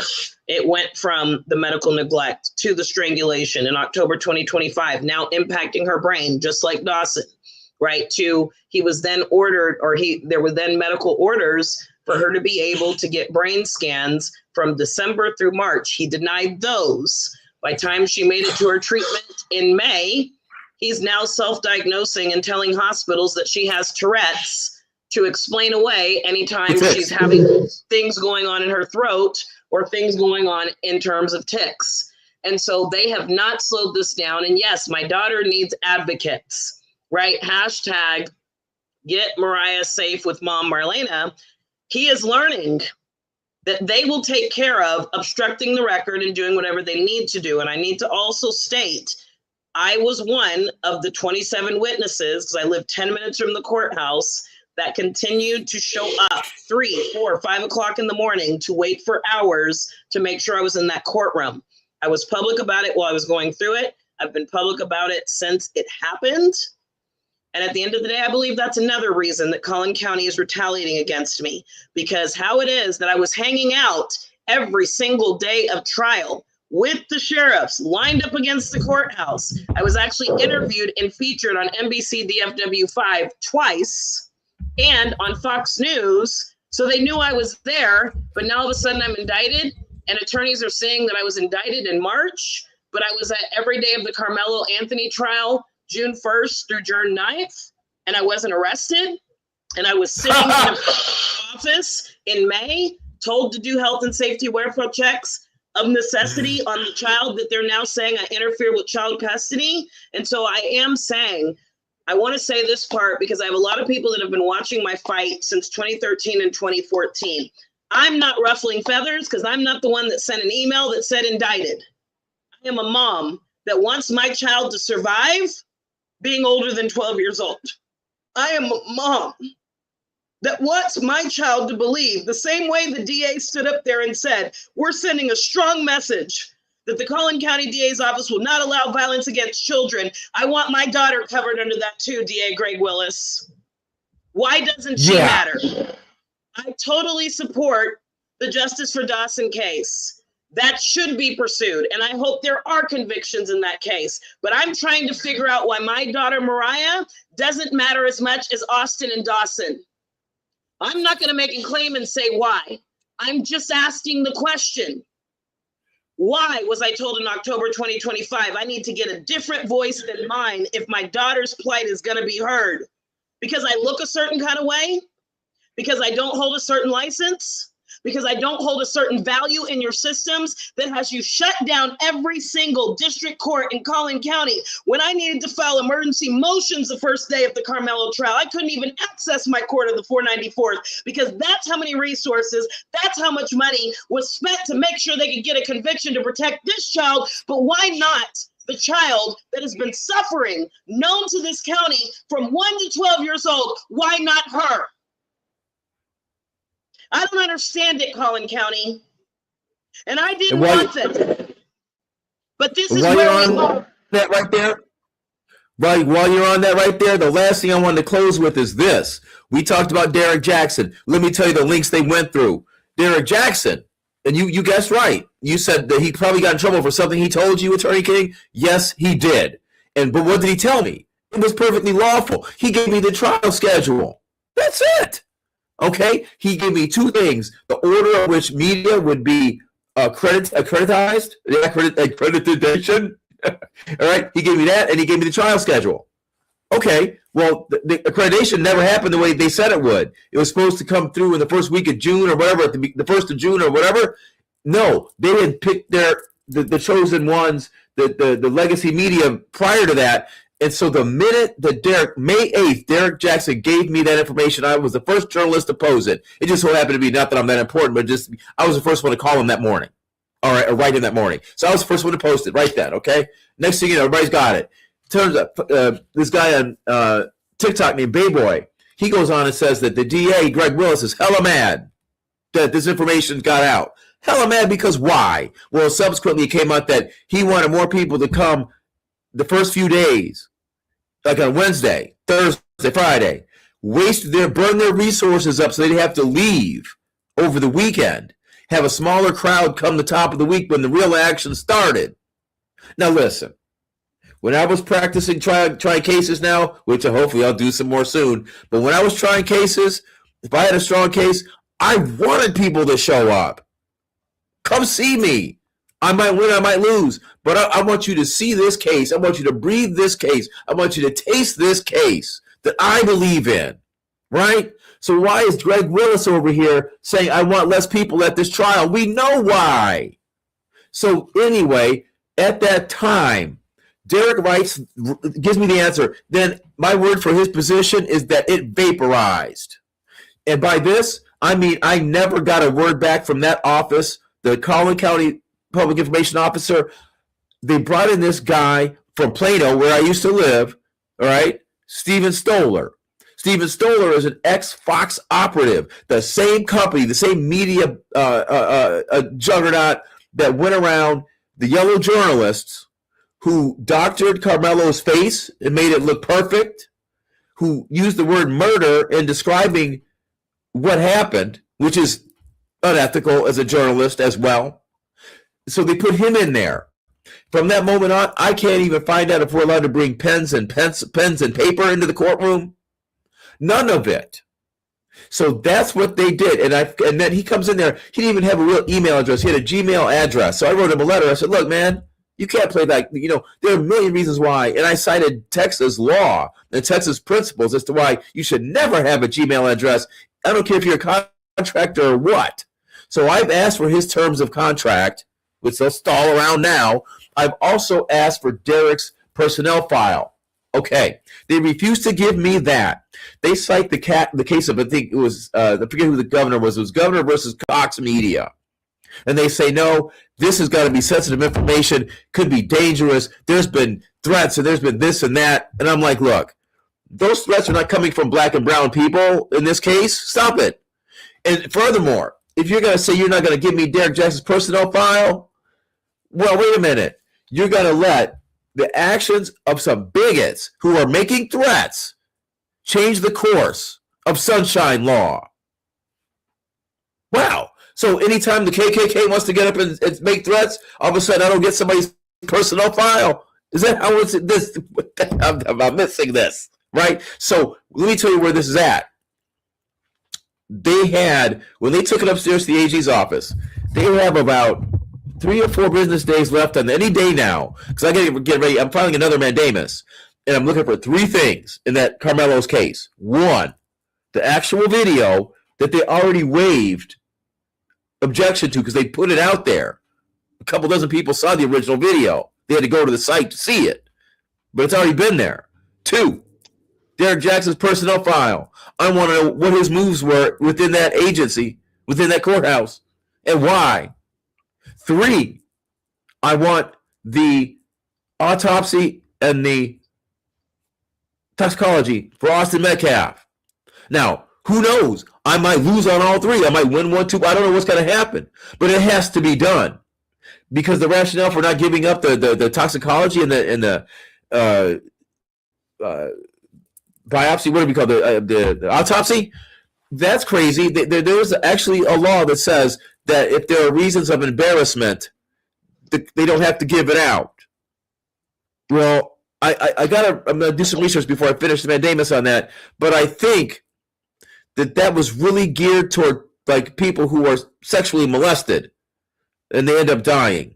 I think that is the reason why they can withhold some of that for embarrassment. Not, for example, if so-and-so had just done a speedball and went out like John Belushi. See what I mean?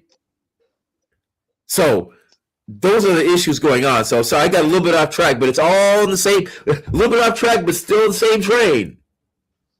You see? The train of obfuscation, the train of opacity at all costs. You don't need to know anything outside of what we're saying. It's like the scream. There it is. Ah! You know? That's what they're giving us, is the scream right there. And yeah, and it's seeing it for you. And these last from 119 to 135 right now. I'm gonna clip that as soon as you give me this. I'll get up the YouTube link. I'm sending that to the team tomorrow or tonight, so they can hear your story about what happened to your file and how it just evaporated, just like Derek Jackson's personnel file. Just like anything else they don't want around, it just evaporates in CollinCounty. That's it. Well, I will tell you another issue that I they really don't want this to be talked about, but I'm going to talk about it anyways. Oh, Because please do. Let's hear it. there shouldn't have been an issue for me to file my criminal case. Once I appeared in court, y'all arrested me, you processed me, I got out on a PR bond. Is the case was not visible for people to see it. And so, you know, they've had a history of clicking buttons that seal cases in Collin County.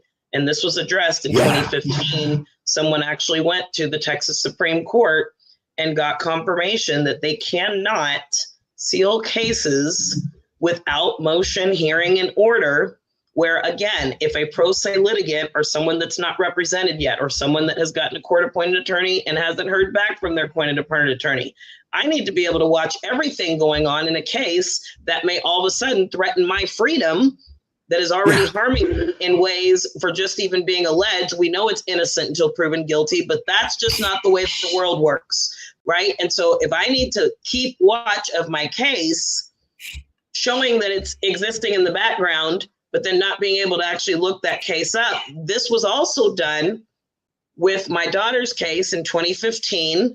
At the time, she was at the time, Andrea Thompson. She was the district clerk. She is now a judge in Collin County. And they were allowing my daughter's case to be unlawfully sealed. And the significance of this was there was a de novo hearing opportunity because an associate judge had heard something on the case. And in that type of situation, if it's an associate judge, you can do something regarding a de novo hearing, but you have to file it within 3 days of a signed judicial order. But if they are sealing the case where you can't look it up online, and as a pro se litigant, you don't have the backdoor access that attorneys have, how do you see when the judge signs the document? And this is exactly what they did to me in my daughter's case, destroying my opportunity to file on de novo within 3 days of the judge's signature, hiding and concealing all kinds of stuff. So you don't even have the ability to effectively litigate for yourself. In that particular article, someone had done the research and seen that Collin County had unlawfully, without order, sealed 300 cases from public view. And the Texas Supreme Court had confirmed this is unlawful, it's illegal, it can't be done. And so I had to send an email. Is this Ty Clevenger?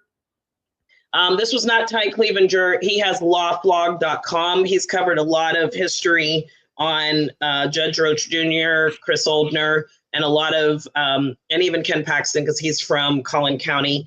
And I was learning from him, honestly, about filing stuff that is public and then making sure it's publicized on the internet. I learned all of that from Ty Clevenger. He is an equal opportunity exposer.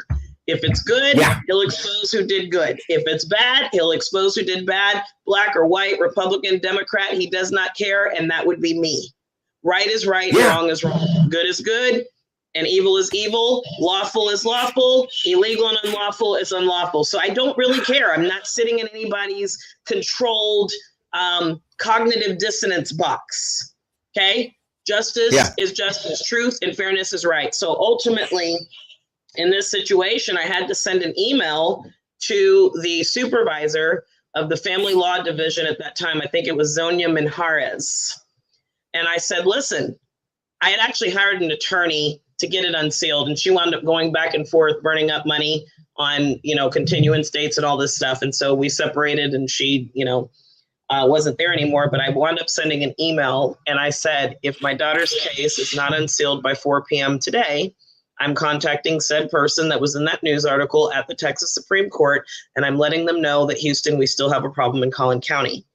I sent that email, and at the time, as a mom of 5 children, it was post-divorce. I'm not an attorney, I don't play one on TV. As a mom, I don't have time to spend my life litigating in courts where the people that are actually in positions of power don't abide by the own laws that they are there by taxpayers to enforce. But that was the situation I found myself in. I was fighting 2 custody matters at the same time. I had been filing something in my other case that day, and they stepped to me and said, Miss Yvette, when you get done with that filing, please step to the side. We're going to get your daughter's case unsealed for you. I don't like having to issue warnings or firm requests or what some might call demands on people in power. I don't. That's not my job, and I don't actually enjoy it. But if I am in active litigation, I have to be able to see everything I need to see to be able to properly litigate whatever I'm dealing with. That is a basic right that we have, that they can't conceal it. And so I will say, even now, there is a lot of stuff where, again, attorneys have seen. I was indicted in March, yet I was all over social media, all over the internet at the Carmelo Anthony trial. I was sitting down having basically coffee and interviews with the DA's office. But for some reason, I wasn't being taken in. And then now when I'm getting too close about missing transcripts again that are too inconvenient to come forward to the appellate court, all of a sudden, 2 days later, indicted. I don't think so. And I'm not going down by it. And these are the same people who are gunning for all of us, okay? Janetta on the audio for Nolan Wells, me, they're gunning for us. They've got packs of people. They follow every keystroke you make. They try to blow up. They'll antagonize you, get you to say something, nasty to them, screenshot it, take it up, run it up, send it to the bar, do this, do that. Right. They have minions who do this. They have people who make fake profiles to sit outside of our chats on TikTok and such. So we're looking at a whole enterprise in and of itself. But like I said, we hinted at that earlier in the discussion. We're going to take that roundup question now because I'm going to go to the dog park. So, guys, wow. Closing comments. We're going to wind up with you, Marlana. You're the biggest. Let's start with Just a Mama. Anything in closing? I want to say I'm so sorry for what you're going through, and I hope to God your daughter is safe, and anything we can do to help you, just let me know. Thank you. I'm so sorry. It's heartbreaking. I will say one of the things, and I hope you don't mind me making this comment for my son. Y'all, again, I'm not an attorney. I don't play one on TV. I am a mom of 5. I mentioned my angel son.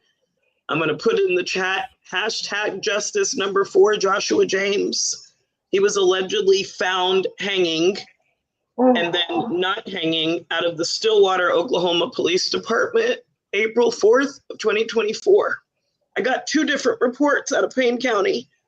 The lieutenant said he was hanging with something completely wrapped around his neck. The detective continued. I've released one audio, and yes, there's more where that comes from, where she continued to say he's not hanging. So right now, I'm having to litigate out of the state of Oklahoma a challenge to the medical examiner's report because they didn't do an autopsy on him because they couldn't be bothered. The same problem in CollinCounty. They couldn't be bothered to do an autopsy for an unattended death of a 25-year-old who was on vacation in Florida and healthy and with his mother 2 weeks prior. And within hours, no foul play. They got rid of the door cam at his apartment with the detective saying, yes, I have it. It's on his phone. It can't be deleted. And it's gone. Just like in the Nolan Wells case. I am fighting that fight by myself in Oklahoma. And on Friday, I have to be there to fight against 2 Oklahoma attorney generals in that case. They have conceded to my right to challenge the medical examiner's report. It was timely filed. I properly stated the cause. I am within my rights as his personal representative to do it, and I will do it. It wasn't suicide. They know it. I know it. They know that I know it. Y'all follow Justice number 4, Joshua James on YouTube. I show the jacket. I show the trees. I show the taser marks in his head that weren't in the medical examiner's report. And I'm fighting that fight by myself simultaneously while I now have to fight my criminal defense. I now have to fight for my daughter. And I'm asking, when does it end? I'm asking to CollinCounty, to Denton County, to Payne County, to Oklahoma County, to Tulsa County. When does it end for me and my children? When do we actually have rights in human beings and not 3/5 humans? When are we worth the resources where you shut the entire courthouse down to make sure that one child gets justice? Because we won't tolerate violence while you're tolerating the violence of my daughter, while you tolerated the death and, yes, the unalivement of my son that you know he did not do. By the way, yes, unfortunately, his girlfriend was the daughter of a law enforcement officer that came in with the coach story that does not pass the shit test. I'm not going to sit by and continue to just sit and say it's okay to abuse my children, to harm my children, to unalive my children, and there not be any consequences. And no, I don't have an army behind me. But I do have a God in heaven that I believe sees all, hears all, knows all, and I'm not going to stop now. So that is another thing Collin County is using against me, is they know that I'm fighting just for the truth surrounding the death of my son, just like Nolan Wells, just like Daniel Irving, just like every other parent right now that is saying it's not no foul play in the first hour when you contact media. You didn't even do an investigation yet. And so Collin County, with a particular inhumane cruelty, is doing this to me at a time when... I'll be back. I'm so sorry. You're good. You're good.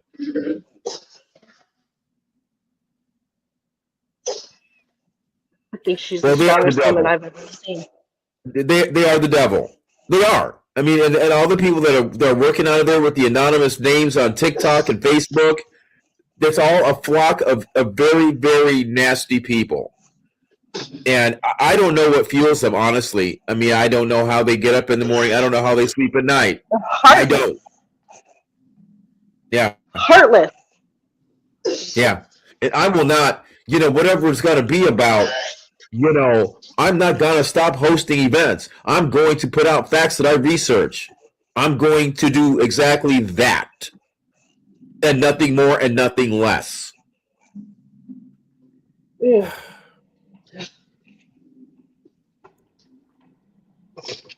I'm sorry, Marlena. I'm sorry, honey. I'm sorry. I'm so sorry. I'm sorry. I wish I could hug you.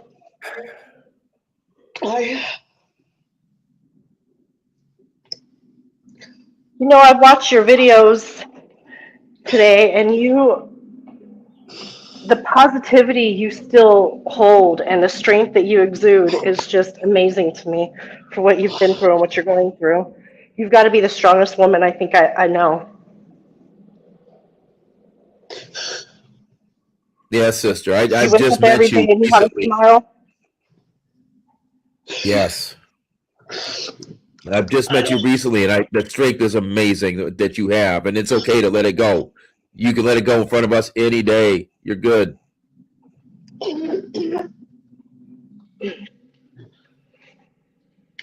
I was going to stay calm, and I normally am.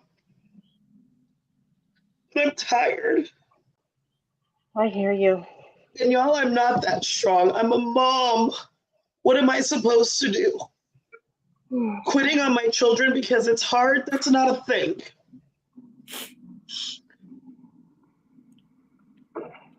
So Collin County, just remember you know that. Because I know you'll be watching. Y'all have done with me since 2013, and I'm not giving up on my kids now. I don't care how hard y'all make it. I don't know who approved this, but I will fight it. And so if anybody is in the Oklahoma City area, I have to be there Friday at 11 o'clock.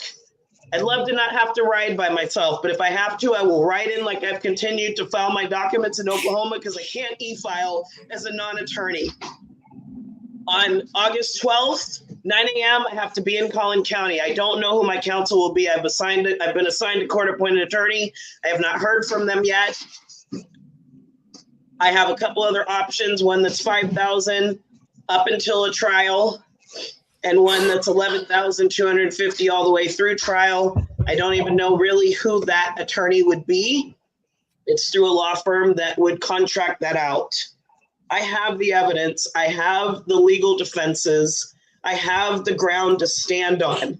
I was a protective mother because my daughter, her name is Mariah, she deserves protection and her life matters too. And so if anybody's in the Collin County area for the Collin County Courthouse, August 12th, I would appreciate your peaceful support.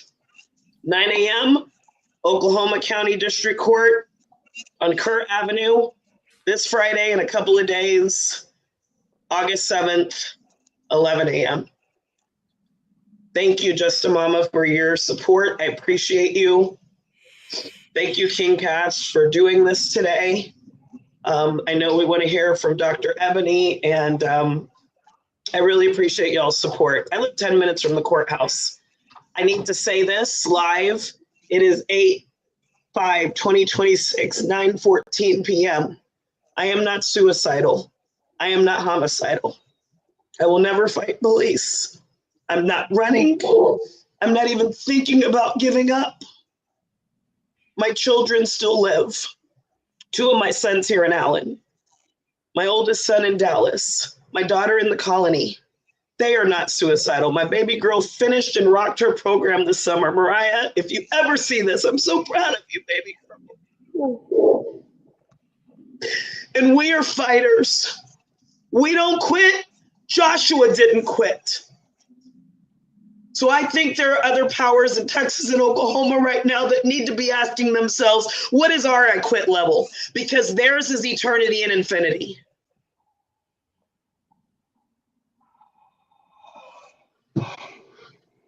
And that's all I'll say about that. Thank you. Thank you. Miss Ebony?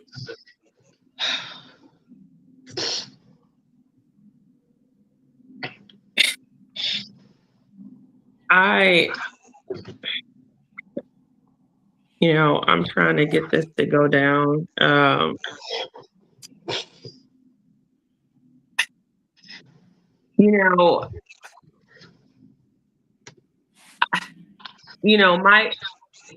My clinical brain,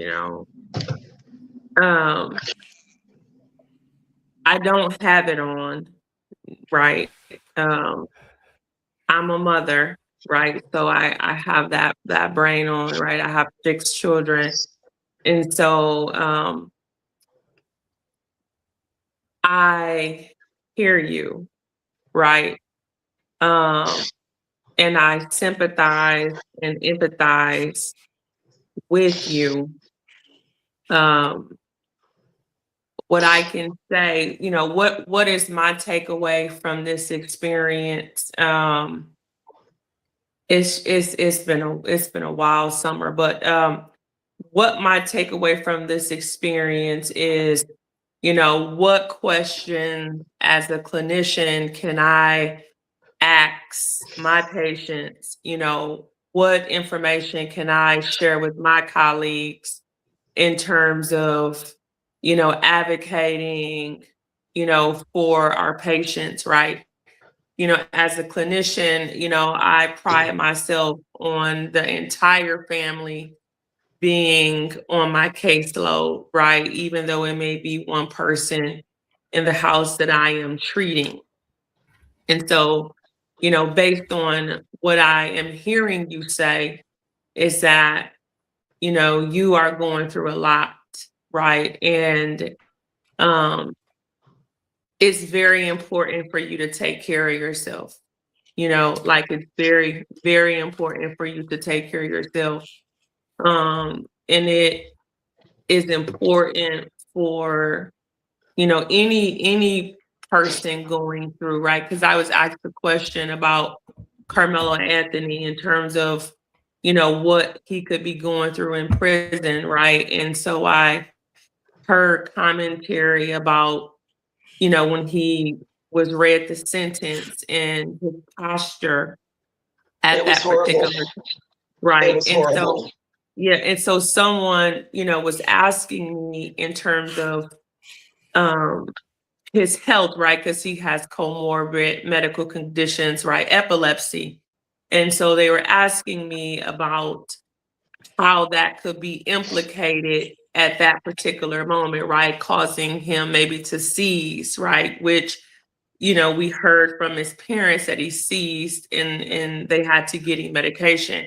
And so my response to this person asking this question was that I really think that, he is getting the better end of the stick, right? Because so many people out here that's advocating for him, so many professionals that are advocating for him, right? So he has attorneys, but he has so many other people that are committed to seeing justice, right? King Cass being one of them, right? That King Cass is, again, in this type of venue, trying to extrapolate whatever information necessary in order to share its relevance with his legal team, meaning Carmelo's legal team.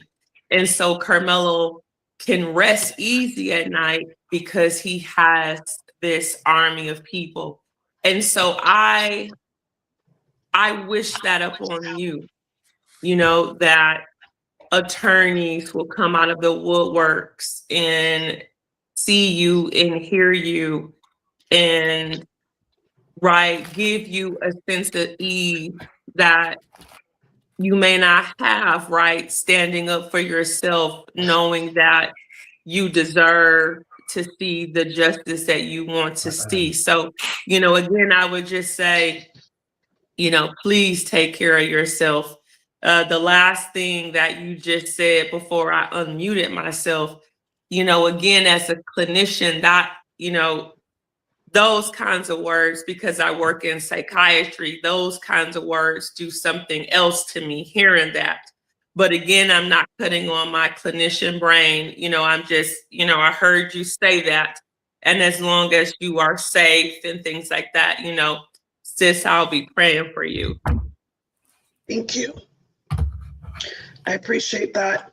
I think one of the things, because so many have seen me go through so much for so long, and again, I appreciate it, but anytime I talk about what I'm going through, I typically hear what Just a Mama said is, you're the strongest person I know. And again, I get it. I don't know what I look like to the outside world right now. Most of the time people are like, this looks like a really bad movie and we just hope there's a happy ending at the end. But what I can say honestly is I'm human just like everyone else. It has been particularly painful and triggering. I am thrilled for every bit of support that Carmelo Anthony and the Anthony family has. I am thrilled for every ounce of support that the Nolan Wells family has. I am thrilled for all of the help that now Daniel Irving and his mother is getting, and any number of people right now where their cases are going viral, because each and every one of them deserve it, but I am not there yet. I don't know why. My faith in God is strong. I know he always has a reason. And I also know when they tried to arrest me in 2024 out of the woodworks, it went viral with calls to the governor. So if it hasn't gone viral yet, maybe tonight's the night. Maybe right now is the time. I don't know. But what I want to say is I'm trying to be as strong as I can be for my children, because that is the only thing I've known. I am 46 years old. I have been a mother to my children longer than I've been alive. That is my most important work. And there is no day, there is no time, there is no possibility where it got too hard, it got too rough. Children that I chose to bring into this world, that I give up on them. That is not something I know how to do. It's not something I want to learn. It's not something I'm ever going to process as an option, which is another reason why I'll never take my life, right? I've gone through many years of healing, but I am being honest with people, saying that if people are saying, like, blink 2 times to tell us that you're okay, I'm closing my eyes. I'm going to be okay, but no, it's not okay. And I do need help and support. And I hope y'all can hear that. And as a clinician, I hope you definitely hear that. That's not code for I'm really suicidal, but I'm saying I'm not. No, I'm not. That is not an option. They asked me my intake as I'm going into jail, not suicidal. Has it crossed my mind? And I mean that 10 toes down. I have to show my baby girl what it means to survive through hard, difficult times she shouldn't be made to endure for 1 more year, 1 more month, 1 more week, 1 more day. If CollinCounty DA's office already told me back in October 2025, yes, we're hearing everything you're saying, but Marlana, pick another voice besides yours, because that's how bad y'all hate me and that's how biased you are against me. Fine, whoever sees this, if they can come running credibly, professionally for my daughter. I don't make allegations. I don't allege anything if I don't have proof, and I can't already articulate the facts, evidence, and law behind it. I would say to any professional watching, I have what I say that I have whatever is needed. This is actually not complicated, but as a pro se, I will say Black woman and mother that does not have the same humanity as other jurisdictions dealing with North Texas and Southern Oklahoma, Tulsa area, Oklahoma dynamics. if you're out there, I pray to God. And I just do want to say to just even y'all, right? Last week, I didn't have y'all. And so I thank you. I appreciate you.